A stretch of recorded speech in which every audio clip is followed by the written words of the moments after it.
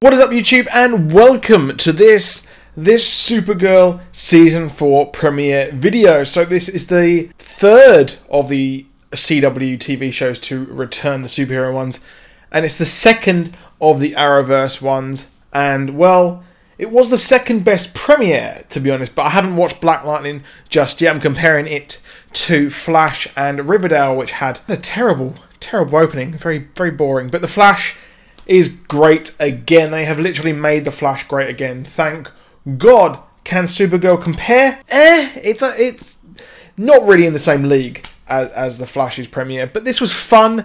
It was a return to the early season one, the optimistic, fun nature of Kara. We've got some underlying sort of trends. We've got pretty much this season is going to be a very racism centric. We're pretty much swapping kind of human skin color for aliens as well, so we're touching on immigration, which is a humongously hot topic in America and over here in the UK as well, in Europe, and really they handled it quite well. They didn't particularly take a side, they just framed it in a pretty interesting way. And the problem that a lot of people had with Supergirl Season 3 was that it was very preachy. It was very virtuous, and it just that falls flat. No one's really interested. If you're kind of against that stuff, or if you're just on the fence, you're just not really going to engage with that whatsoever. That's only going to actually rally the people who are really for the equal rights and really kind of rally for it anyway. They'll be shouting "Yas Queen" and all that. But me, I was just like, yeah, it's good to see representation, and I really like representation when it's done well. Look at Doctor Who this season. They've done it really well this season with representation with Jodie Whittaker, and we've got a very diverse actual companion cast as well. But here in Season 3 of Supergirl, it fell flat. Here, it's done actually pretty well. There'll be people who bemoan it and be like, oh, I don't want this. But it's actually an interesting topic. And American Alien is an actual comic book. It's a limited series. Completely off the top of my head, I cannot remember the dude's name who did it, but he was the guy who wrote and directed Chronicle and pretty much accused the people who made Power Rangers of stealing his entire story and script. But that's a nice little callback there as well. And really, it was a fun episode. I actually really enjoyed it. The first half, it was a bit slow going. We kind of caught up with Alex, we caught up with Brainiac, we caught up with John Johns as well.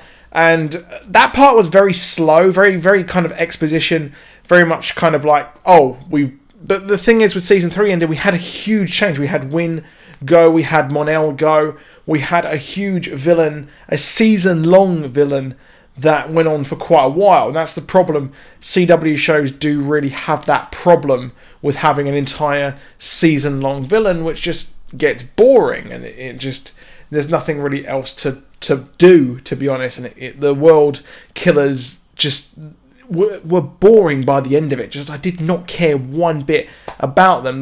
They had no real purpose, they had no personality, they had no motives, they were simply just emotional robots.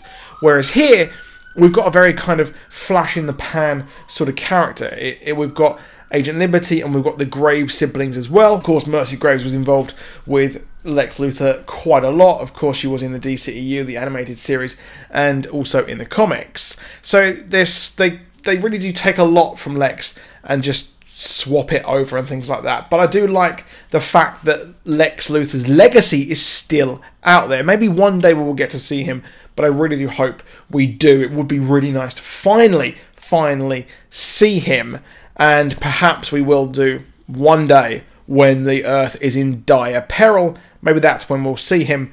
But Superman is off doing his own thing off-world, which is pretty cool. So really, we're stuck with the cast that we have now, which isn't really a bad thing. I actually quite enjoyed this in the kind of dichotomy and the relationships between each characters. So the main villain this season is pretty much Agent Liberty and the Graves sister, or brother and sister as well. Agent Liberty, very different he is here to the comics, who was very much a kind of tool of the Sons of Liberty, and then he kind of turned his back on that when he realised that he was being used completely. So a lot different here, but I can't help but think we've got a bigger villain at play. There is a bigger villain here that is possibly being used. So we had Bruno Mannheim, who was mentioned. He was mentioned over in Arrow, and here we have him mentioned as being possibly subpoenaed by the district attorney in National City. Now, this character was actually the leader of Intergang. We've had that before with Metallo, and we've had that mentioned, and he was the leader, Mannheim, who also took orders from Apocalypse. So Darkseid and Apocalypse were feeding this technology into Intergang, which again was pretty darn cool. So here, maybe we'll get some sort of Intergang that is ready and wants to prepare the Earth for their coming, or something to kind of make Earth or America or whatever unstable so they can take over and control. I really do think that this sort of blind sort of racism storyline, that's literally just being used just to undermine everything, and maybe we will see something to do with Intergang, which I think would be pretty darn awesome. And it's cool seeing Lana Luthor's mother again. She is a great actress, great character, and I love her on this show. And like I said, there is a racism storyline, and having that again after having all of her kind of Cadmus stuff would be a bit boring and stupid, to be honest. So I think there's bigger things at play here. Now, there were a few problems with this episode. It was very much slow burning. We've got Kara Part 2 with our new actress in that role. And, well, we're going to see her be mentored by Kara, which is pretty cool. I enjoyed that. It was actually quite fun to watch.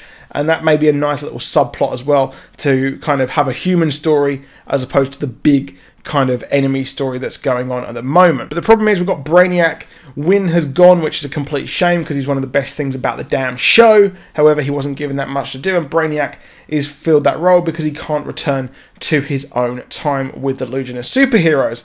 But he's still there, so we've got a connection. We may get them in return, which I think is pretty awesome. However, Brainiac was a bit weird on this. I think he's got to take some time to gel. He's very much a bit too much like Cisco, in my opinion. But Cisco was a sort of like this awkward and weird at the start, but he's grown into his character as time has gone by. But the whole thing about going to the warehouse and being lured there with the heat traps and things like that, and being kind of tricked, felt stupid. I was like, it just makes Supergirl and Brainiac look completely stupid. The same as well when Camp David was attacked. I thought that was really stupid as well. I didn't really enjoy that. And we had the president being like, oh yeah, well, I don't care. We can't stop them. Yeah, it caused loads of people being killed. So there's been kind of brave, but then there's just being completely stupid like she was here. And now she's been completely outed as an alien, which is, you know, never actually good. And that'll play a role next as well, as we learn more about Agent Liberty, Mercy Graves, and what their actual overall arching plan and aim really is. Now we've got John Johns, who again is on the front line of this kind of alien race war thing. So he's very much going to return as well. He will be playing Martian Manhunter. It been looking like that again. So he'll be fighting, and it's so obvious he's going to return to the DEO in some way. But Alex Danvers was cool. The kind of relationship she has with Brainiac was cool as well. But I don't like the fact that Brainiac's going to just basically become Win 2.0. Nah, just write new characters. Just do that. Oh well. But that is it for this video. I really enjoyed it. We've got, of course, Red Daughter, who is below in Kaznia, which is a big thing, which is weird because she's not in Russia, she's in Kaznia. That's a bit weird. So I don't know if Russia and Kaznia have some sort of weird connection, but this is very much the Red Sun storyline where we saw Clark Kent actually land in Russia instead of America, becoming the Red Sun. So that was pretty cool. I really like that Elseworlds storyline. We've got Elseworlds in the crossovers as well, so will that factor in to that? Almost definitely. Almost 100% that Red Daughter storyline will factor in. And this is very much a storyline that will bubble under the surface. This will be the end of it. So we've got nice little pods of storylines, which I think is really cool. Very Agents of S.H.I.E.L.D., which is the best way of doing things, in my opinion. So we'll see where this goes. Very much Kara's personality has been split. We've got a very kind of evil, bad version, we've got a very good version of Kara who seems happy and go lucky till she realises that all of her bad emotions have been taken out. So, excited to see where that goes. But that's it. I'll see you soon, and goodbye.